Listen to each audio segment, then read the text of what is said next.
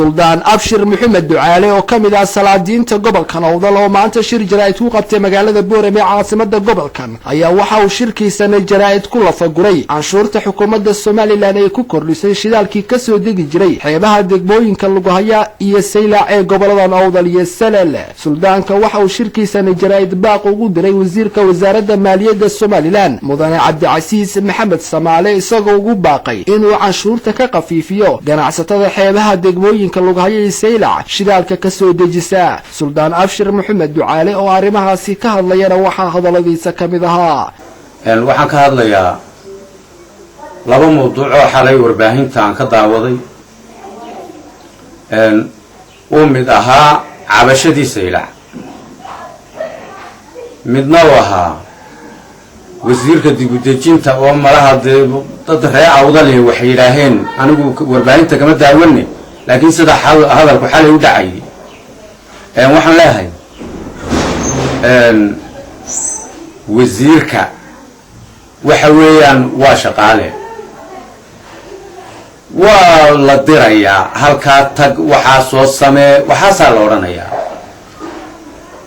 wasiirada awoodda badan lana maanta beel kaliya ba iska loo beesha dhaxay iska leh waadi hore dawladda Rayaal iyo wasiirada awoodda badan la isku dhex jireen Abdullaahi Maxamed Ducaale Awil maaragta Axmed Xaaji Daahir gobol walba mid baa kaga jiray laakiin maanta wasiirada wax la oran karo ee iyagu waxay doonaan ku dhaqaaqi kara canaan ka yaabay beel kaliya iska leh waxa weeyaan Saleebaan xagla toosiyay Djibouti hadii loo diray oo wax halka la isla og yahay loo diray ma ahayn isaga inaan wax ka sheegno meesha wax laga sheegaya in lacag marana maaha waana u diyaarsanahay qaylo dheer baan qaylinanayo hagaag baa wax uga sheegi doonaa waxaan leeyahay waraarinkaasi hadii uu jiray de wax khalad weeyaan wasiir aan awood lahayn oo amar uu ku shaqaynaya inaan wax ka sheegno takala waxa weey nimanka barigu waa walaalihiin sidayna u bayihiin waxba ma hayaan iyaguna inaguna waxba ma hayno iyaguna waxba ma hayaan in la isku keen dhifto waa xaraan waxa weey arrimaha la dhowraan lahayd taa intaan baan kaga baxaya waxaan ka hadlayaa waa Saylac xalay waad maqlaseen ninkii daawanayo kii kale oo website-yada kala baxa cashuurta maaragta dugulka ee cashuurta berberaad ee tasiilaadkii wada haysata waxa weeyaan waa dekadii qaranka beebkii bay leedahay haamihii buu shidaalku ku soo si dib yar baa looga soo qaadanayaa shidaalka berbera waxa weeyaan shidaalka laga soo dabaasho badda iyo dugulka cashuur badan marka la leeyahay walaalayaal halka maxaa ku jira waa lughaye Saylac waxa dhibtaasi haysata madaxweynaha halkan buu noogu yimid hortiisa aanu ninkii ka sheegay baan ahayn cashuurtu isleertahay inta uu ka marmay wasiirka maaragta maaliyaddu waraaqihii baa la soo gaarsiiyay isaga iyo xirsi baa loo dhibay xagga madaxweynaha lama geeyo waxa weeyaan inka wasiirka maaliyaddu waagi hore kulmiya isku ahaan jirno waa jeclayn nin aad u kaambay badan soo galay oo wanaagsan buu hayo aad baan u jeclayn Cabdicasiis Maxamed Samaale waa sheekh caalima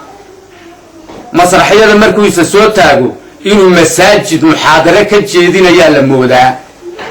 quraanka iyo xadiisku istul saara halku ka maray maljo waxa weey waa cadaalad iyo sinaan cashuuraha waxay xalay Saylac iyo lughaye ka hadlayeen war maanta oo 22 sano dawlad baan nahaydaan aynoon ciidina inaga aqbali oon lahayn maanta waxa taagantay maalintii yaa la bi Umareyn ilaa waa macala khaliif iniga hadli ama Axmed Ismaaciil Samatar iniga hadli aan lahayn ayaa waxa sida hoosteena yaala wuxuu timcade culimada barkeed diinta way ku cabtamaysaa cabasa iyo raxmaan baa si kale loo cabirayaa aynaan fardood laguma kala caalimta u yiri Sheekh Cabdicasiis wasiir bimalaha mantaqadan baad nacab tahay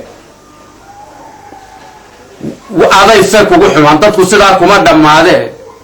aday kugu xun tahay aad iyo aad baan uga xunnahay arrinkaa waxaa la yidhi labaa dad ugu liitaa la yidhi 60 jir la yidhi waar dantaada garo waxaaga hadaadaadin iyo caalim la yidhi waar dembiga iska daayo ilaahay ka yaab labadaasaa dad ugu liitaa la yidhi waxaan leeyahay maanta anigu warar kale uma iyo war dheer inaan gala ma doonayo sheekh ilaahay ka yaabun baan ku leenahay ilaahay ka yaab intaan baan kaga baxaya cabdi fataax axmed har wanaag news magaalada boorama.